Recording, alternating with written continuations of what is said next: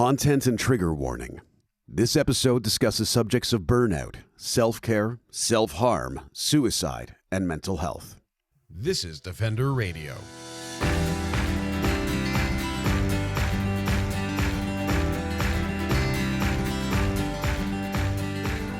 I'm Michael Howie, and this is Defender Radio, the podcast for wildlife advocates and animal lovers, brought to you by the Fur Bearers.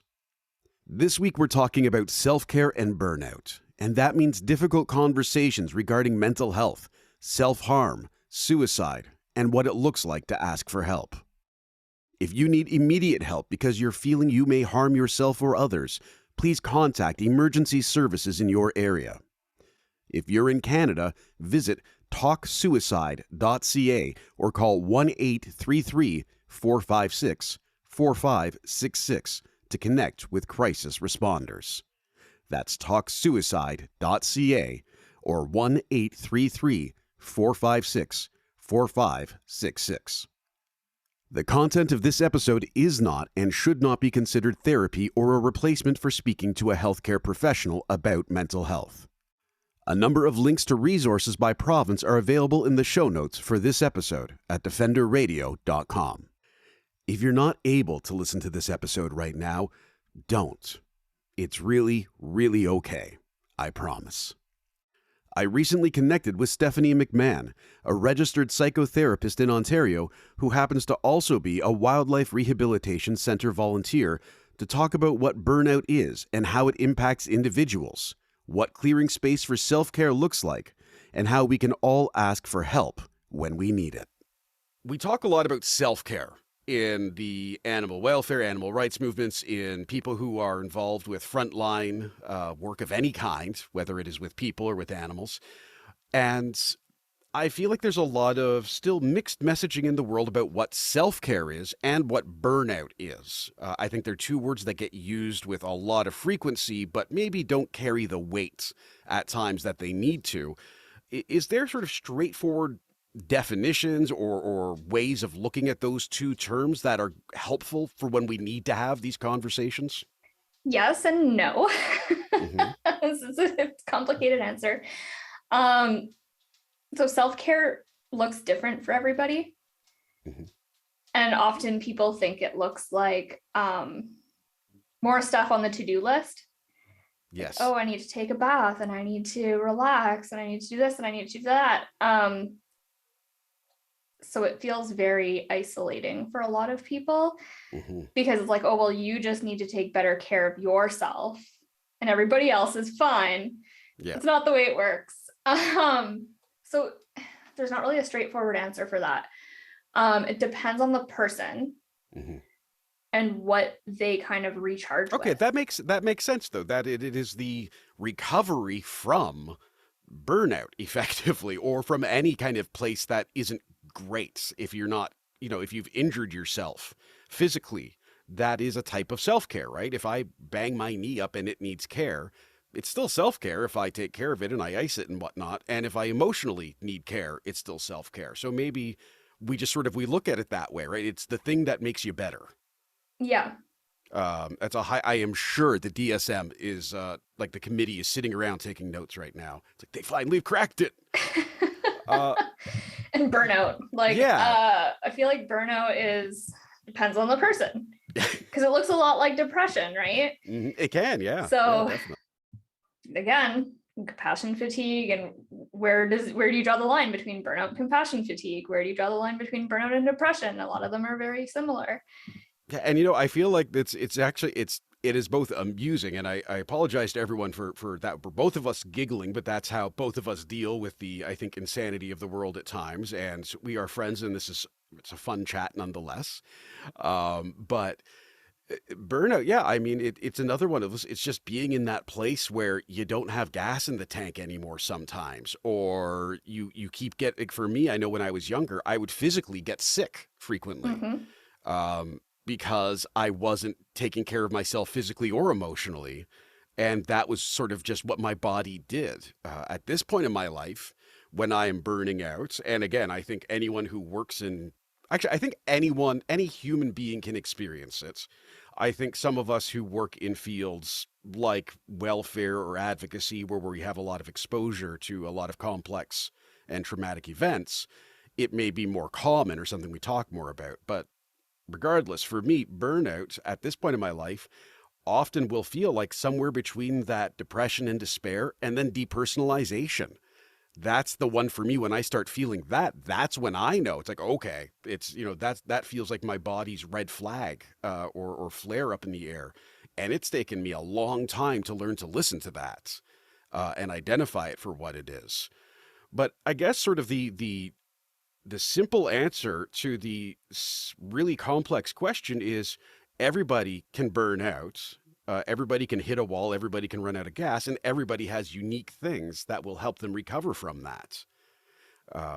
And something you said right off the top that I'd love to talk more about, because someone recently said this to me, is that self-care feels like just another thing to do. Exactly the way you said it. I have never in my life heard someone say that before, and I've had two people now say it to me within like several hours of each other.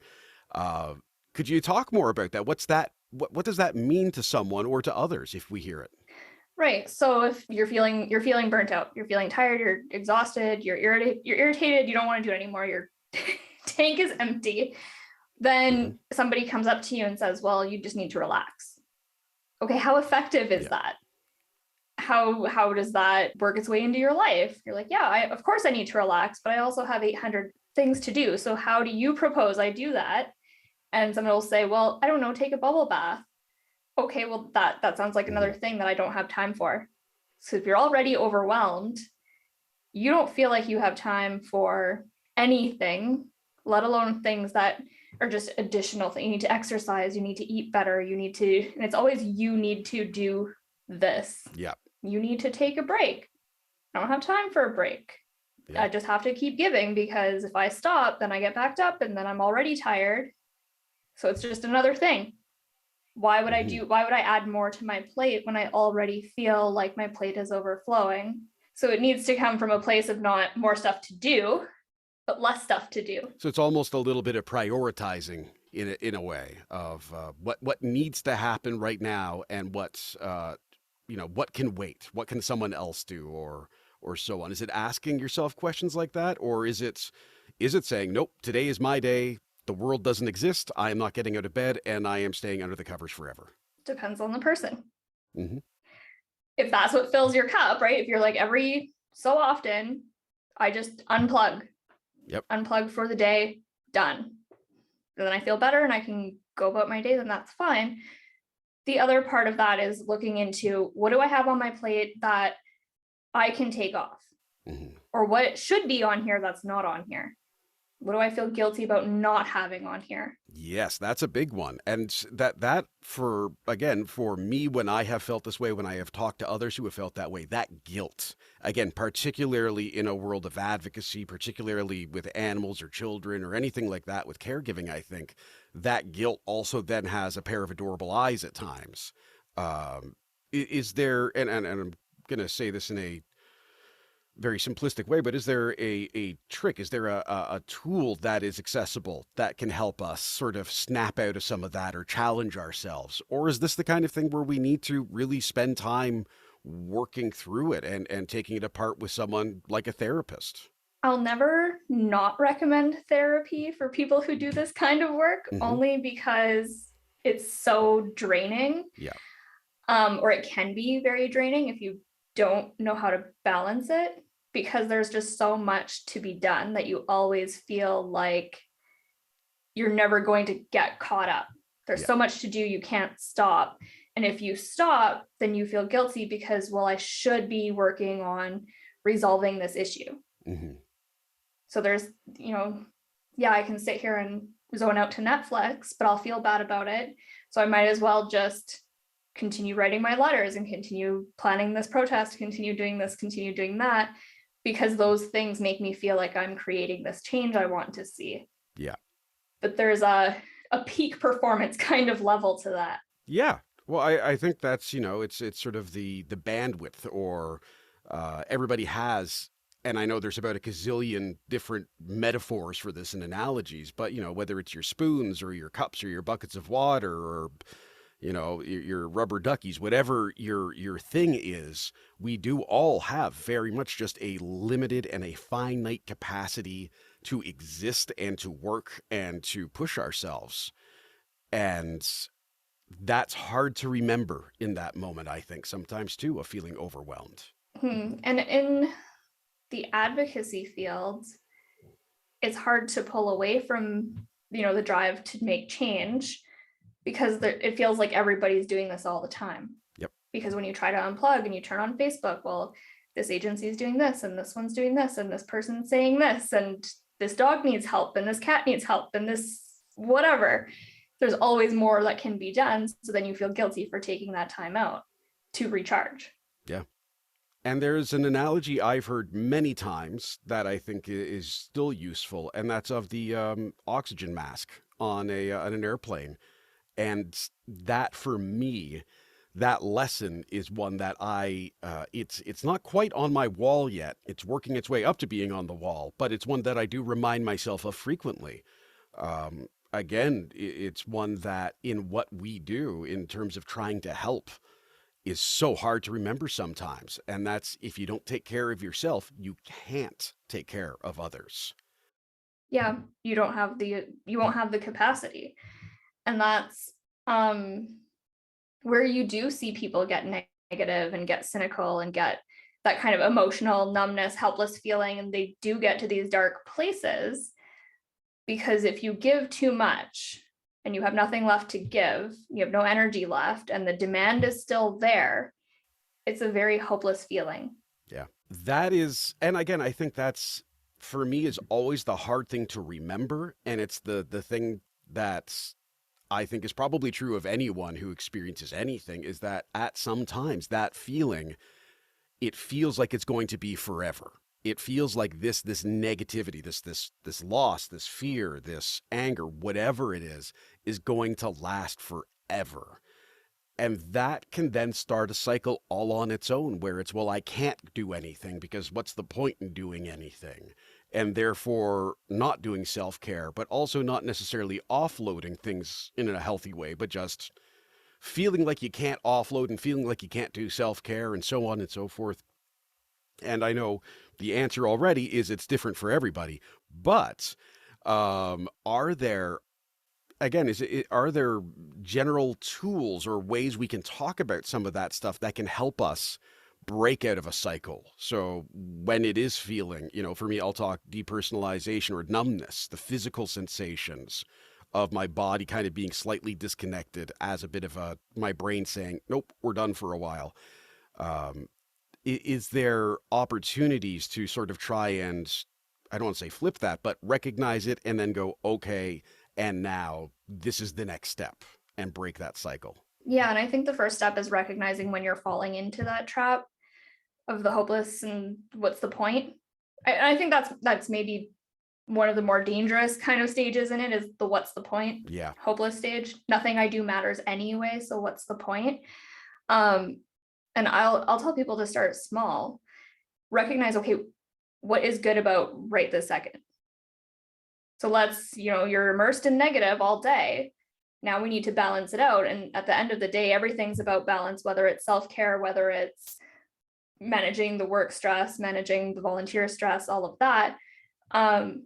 It's all about balance. So if you're immersed in something that's very heavy, very negative all day, where do you balance that out? So find the alternative, the other balance. Okay, well, if we lost something, when's the last time we had a good win? Did anybody else have a good win today?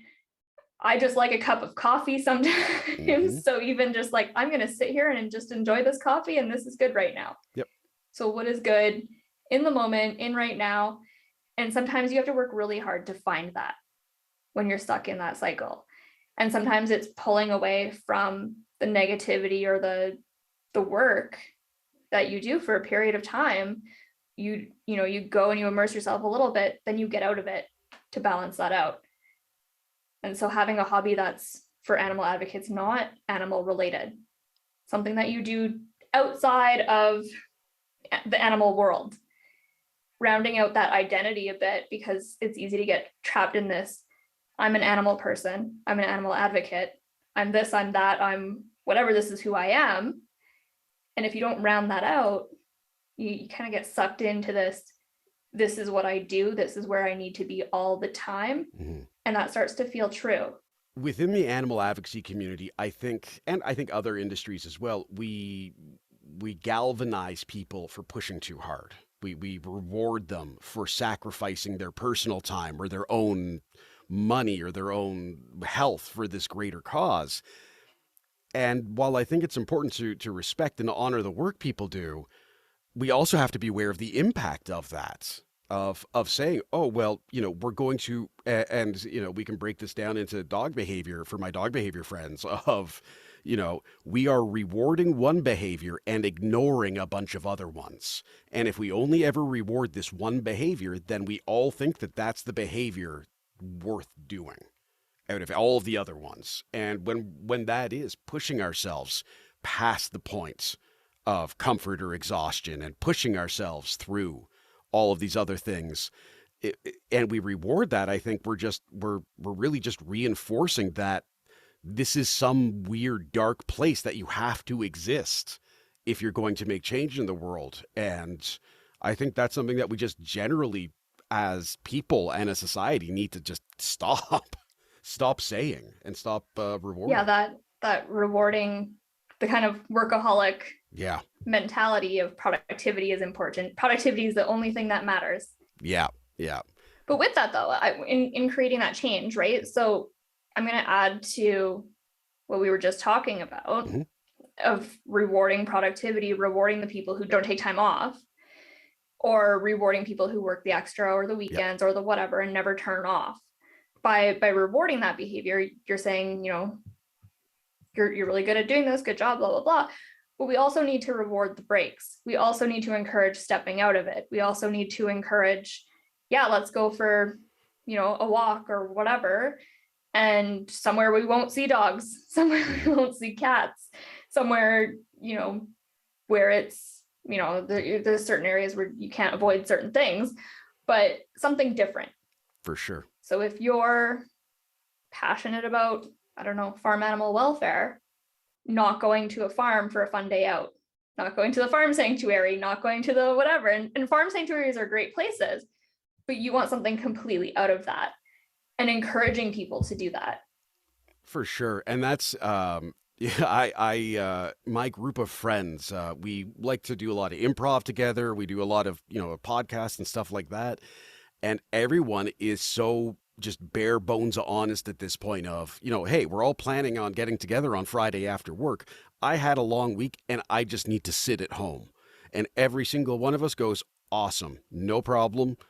Let us know when you're coming to it's just, yep, that's okay. It's okay to say, I'm not going to make it tonight. And, maybe I really wanted to see this friend. Maybe it was important for me to go out. But if that's what this person is saying they need, we have to respect that. We have to give them that space. And that's, I think, how we can help people heal in some ways too, is very much rewarding it, as you've said. Right. And keeping in mind the people who do this kind of work are very compassionate people. They want to be good team members. They want to show up. They want to help. That's why they're in this to begin with, because they not just feel bad about whatever the situation is, but they actively want to help create change. Yeah. So for them to say, I just need to sit this out, is very hard for them to begin with. And then to have somebody say, oh, no, just come. Yeah. Okay, well, fine, I'll go. Right? Okay, well, maybe that person's already at capacity and now is taking on more than they needed to, because they felt like, well, I do want to help and I don't want to be seen as a bad, team member or whatever. So making sure that you're respecting that and, okay, see you next time or whatever. Yeah, for sure. There's also other ways to help sometimes too, of, all right, well, right now I can't I can't carry the load back and forth from the garden to the wheelbarrow, but I can bring everyone lemonade, but I can make sure there's gas in the car. And that way the community garden, that's the analogy I'm using that I didn't introduce, still gets built. It's that kind of, I think sometimes just, okay, you can't play third base today. we still need a water guy, or we still need someone to help everyone stretch, or you can still cheer us on. Or, okay, enjoy your week and meet up with us in the next town over, or whatever. There's always a way to just sort of accept that and keep finding a way forward. But sometimes it means, too, taking on burdens ourselves. And that's for me sometimes is I'll take on everyone else's burdens because that makes me feel good that I'm helping. And then I have to say, okay, I've now taken on too many burdens and I can't. And that has probably been the hardest thing for me in the last year, is that learning to say no to people, or saying, this is how much I can help you. And then after that point, I can't help more. And that one's always a little heartbreaking because it's someone coming and asking for help with something. And you want to help people, especially if they're people you care about. But at the end of the day, I've got X amount of hours of work I can do. And then my brain needs a rest and my heart needs a rest. And if I don't have that rest, I can't do everything else. And it's just, I'm sorry, this is the limit today. And most people I have found are actually pretty good about it when you are able to clearly explain it. But it can still be scary and hard to try and do. Yes. And I think that's the reason a lot of people say yes rather than saying no, because they truly do want to help. So they'll overstep their own limits because I would like to say yes. I would like to be able to help. I would like to have the capacity to show up for all these people that I care about. And I don't want to upset them, and I don't want them to think I don't care about them. And they're asking me for something and I can't give that to you. And so I need to say no. And people have a really hard time with no because no feels kind of yucky until you get used to saying it. So moms of the world unite. It's Stephanie's laughing at that, everyone. I need the laughter to be heard. Otherwise, there's a gap in my soul. I muted myself. It's very easy when you see someone who's having a hard time or who has said to you, I'm having a hard time, say, well, why don't you go for a walk or have that bubble bath? And we're talking about not being that guy, so to speak, and not just telling people to do that, because ultimately it's like telling an anxious person to calm down. And as an anxious person, I can point to the skeletons of those who have tried. In those moments when you're having a hard time and you need some self-care, what is a better way for a friend or a colleague or anyone else to maybe try and be helpful? Sometimes people are able to identify what it is they need. So if they're saying, hey, I need your help. Okay, what is it that you need, right? Like trying to sort out rather than telling them what to do. Oh, well, I mean, just take a walk. You'll feel better. Or just calm down. You'll feel better, right? Like don't get so stressed out and you'll feel better. Yeah. But if they come to you and they're saying, I'm having a hard time, maybe say, okay, is there anything that I can help with? Or what do you need help with? And seeing what it is that they're asking for. And sometimes people need to go to more than one person to ask for help because the first person they go to might not have capacity to have a conversation, to have coffee, to have whatever, right? Do you want to talk? Do you want to have coffee together? Do you want to go for a walk? Do you want advice or do you want me to listen? Yes, that's a good question to ask. I have learned very aggressively by some people in my life as someone who likes to talk. So what is it that you're looking for? Do you just want to vent or do you want solutions? Because some people just really want to feel heard. Yeah. And if you have time to listen, that's all they need. They feel better. They go about their day. Yeah.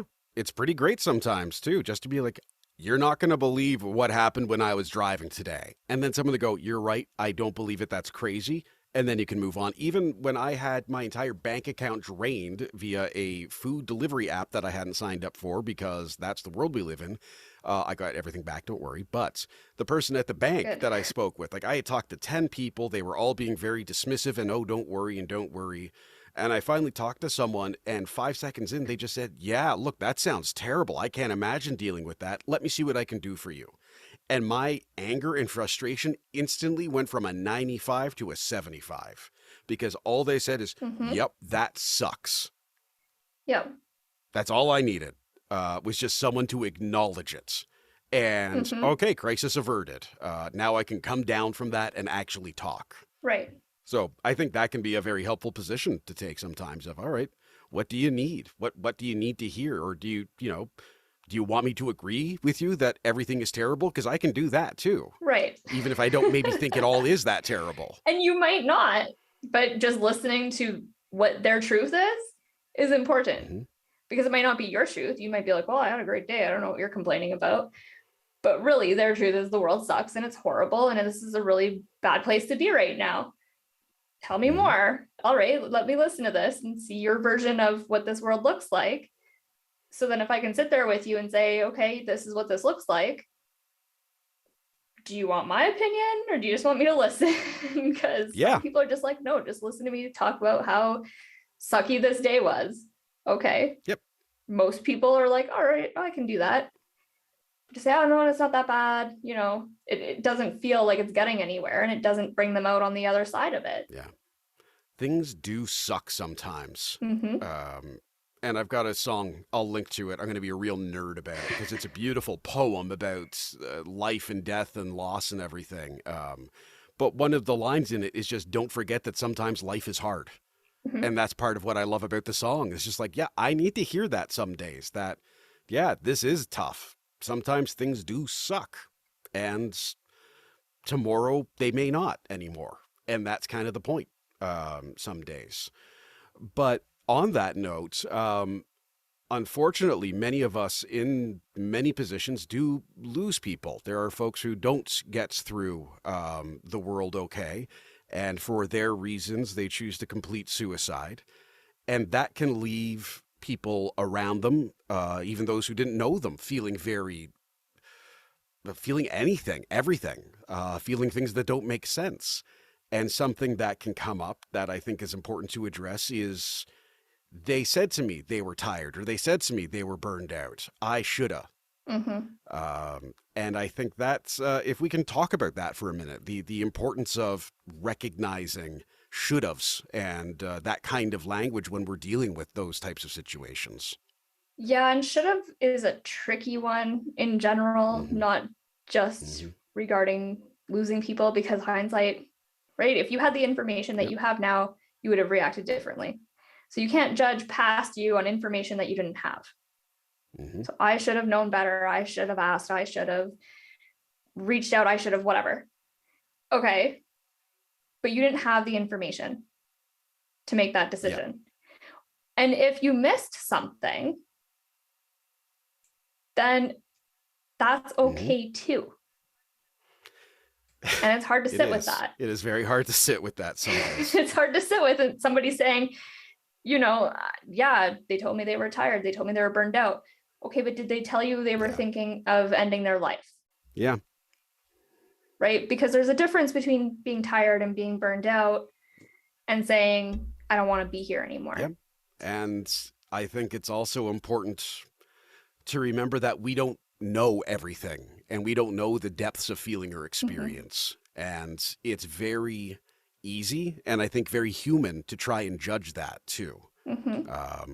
And both in personal experience and professional, in terms of being a reporter and talking with many, many families who have lost through suicide and other very sudden events, there isn't an answer that is ever going to really satisfy in most cases when there is loss that we didn't expect or understand. Mm-hmm. Yes. And when it comes to having that information, it's a scary thought. If somebody comes to me and says, you know, I'm tired, I'm burnt out. And in the back of your mind, you're thinking, oh, you know, maybe I should ask this person if they're thinking of ending their life. Mm-hmm. What if they say yes? Then what? Yeah. That's a scary thought for people. So there's this taboo about talking about it or asking about it. And the person might say no and might still be thinking about it. Would that make you feel any better? Who knows? Yeah. But at the same time, normalizing the conversation within the community a little bit of, okay, I'm hearing that you're in a really dark place right now. Are you at risk of hurting yourself? Are you at risk of trying to complete suicide? Are you at risk of, hurting somebody else even? Mm-hmm. And asking about it to try to gauge it so that it's not such a taboo subject, so that when the person does feel they need help, they're not afraid to ask for it specifically in a way that other people understand. Yeah. Yeah, and I guess finding some of that language sometimes is scary and overwhelming too, because even in our conversation now, talking about completing suicide is language a lot of people may not be familiar with, but has been chosen for a lot of particular reasons. And I think, like many other things that we are learning about as we move through this world these days, we're going to find new language as we go. And we can't get upset with ourselves for not knowing it beforehand, but we can do our best to use language that will be helpful. And talking about, do you feel like you might hurt yourself or someone else? It's the kind of question, I mean, I personally, I would think immediately of, why would you ever ask me that? Why would I ever ask someone that? But then realizing that's a question we need to ask each other sometimes. And it's okay, right? It's like, hey, you fell down. How badly hurt are you? Is a question that we'll ask someone when we see them fall down. And that's acceptable. Yeah. Right. This feels kind of like an extension of that, right? Like you're in a dark place. How are you doing? Do you need help? Are you worried that you need intervention of some kind, or that you need a hand, or you need a light, like whatever it is. Right. And as you said, I think normalizing it, and it's hard. It's emotional. I mean, just this conversation, I've had to just sort of, clench my jaw a couple times, and there's been a few tears, but it's a thing we need to talk about so it can be talked about more. And that's always been my personal little war on Let's Talk Day. But now that I'm going to get sued, when people do want help, when people are in a place where they are worried, when they think, I don't know what tomorrow is, when they have deep, dark thoughts that feel overwhelming, I guess, what does it mean to ask for help in those moments? Because again, there are crisis intervention lines out there and there are therapies available, but if you've not been in a place where that's encouraged, or you've seen someone do it, or you may just simply not know how, it's a language you don't understand yet. For folks who do feel overwhelmed, who do feel they need a lifeline, they need something, are there generalized recommended sort of places from which to seek help? There are. So there are a number of crisis lines, free, readily available, in the moment, 24 hours. We can post some links or phone numbers and stuff like that. Yep. So that's one option. There's even text suicide lines, stuff like that. And that will get you the help that you need immediately. Someone will talk to you if they think that you're in danger, and that they need to call someone to go check up on you. They will do that. If you feel that, maybe that option's not for you, some people will take themselves to the hospital and be assessed by a crisis intervention team or a psychiatrist or whoever's on call in an emergency. So that somebody else can also see, okay, where are you at and how much of a danger, and is there a way to work with this to keep you safe? In terms of other therapies, if you already have a therapist, then that is a lifeline. Sometimes it's hard to get a hold of your therapist. I am a therapist. I am not the easiest person to get a hold of outside of, hours, but that's why those other resources exist. And I don't want to overgeneralize, I guess, on like what would work for each person, but also I don't want to make it seem like some of these resources are readily available for a lot of people, or that they're going to get what they think they need in that moment. So if you show up at the hospital, that you might be in for a bit of a wait, right? Yeah. And sometimes it takes a while before you get to talk to somebody. It might take a while before you get lined up with a therapist that you like. You might reach out to a community counseling place and get put on a wait list. So a lot of these places are backed up a little bit or a lot, depending on where you live and what the resources there are like. So utilizing the ones that are readily available to you, or that you can afford. Some people just can't pay for therapy, so they have to wait on the community wait list, and that can be a while. Or they have to go to the hospital, or they have to use the crisis lines. But there are a number of resources out there that are readily available. The government and nonprofit agencies are pretty good about staffing the crisis lines at the very least pretty well. And there's websites, there's text lines. So in the moment, there's a number of places that you can reach out to. There's also friends. If you're comfortable reaching out to a friend and saying, hey, I need to get out of my house because I'm having thoughts of hurting myself. I just need to be with another person. Maybe that person says no, move on to the next person. I think part of the skill that people forget about is if you don't get what you need the first time, keep asking. Keep asking for help until you get what you need. I have heard that actually a number of times. Unfortunately, people said, "Oh, well, I called so and so, or I emailed for this, and I didn't hear back." And part of that is the inner privilege that I grew up with, but also the journalist and the ADHD of okay, and then what'd you do? And then what'd you do? There are very frequently opportunities to engage with someone when you need to, but sometimes you're right. You need to try a few times, or you call and you get a busy signal. So you call back in 5 minutes, or you ask one friend and they can't today, but they're available tomorrow. Okay. Is there someone you can talk to tonight? Someone that you don't know as well, or a neighbor, or what is available to you. And I think, it's hard to, it's hard to remember that, I think ultimately too. And that's where I think having a therapist that you work with regularly is someone who can help you really identify, as we've kind of been saying this whole time, what's going to work for you, what's going to be effective for you in the moment, what's going to be effective for you in a crisis, and what's going to be effective for you through life. All of this stuff comes in waves. It comes and it goes when you want it and you don't want it and all of that jazz. And learning what those waves look like for you, learning what tools work for you and don't work for you, ultimately is in my experience what helps the most. Knowing that a run for me will make a significant difference. It's something that I fought against for so long. I used to hate it, and now honestly, it almost throws a switch in my brain sometimes. I just feel better for a few days. Some people, that's going to be sleeping in all day and then eating ice cream on the couch for 4 hours. Some people, that's going to be a hot shower. Some people, it's going to be a night in a hotel away from your family. Like, who knows? But talking with someone on a regular basis, I think ultimately, who has the skills and the training to help you identify that, to help you untangle all of the different things, can make the biggest, longest lasting impact. Mm-hmm. Developing those skills to see past the current moment, the skills to see past the hopelessness, the skills to like sit with, okay, this sucks right now, but maybe it won't suck so much in a week from now. So I'm going to let it suck for a little while.